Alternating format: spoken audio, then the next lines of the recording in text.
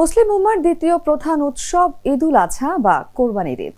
এই ঈদকে কেন্দ্র করে কিশোরগঞ্জে জমজমাট মৌসুমী কসাইয়ের হাট। বৃহস্পতিবার সকাল থেকে শহরের শহীদী মসজিদ ও ইসলামিয়া মার্কেট এলাকার সামনে জমজমাট হয়ে ওঠে মৌসুমী কসাইয়ের হাট।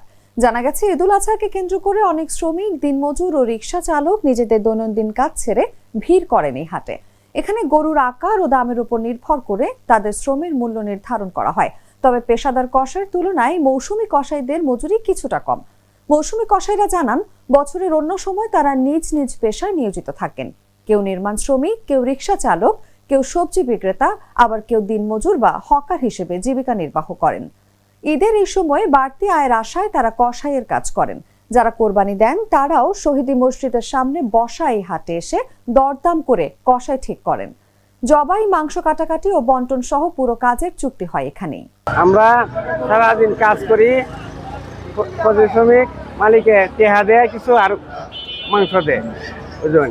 আমরা কারণ ঈদের সন্ধ্যে কাজ করি, আর এমনি সামাজিক আমরা না।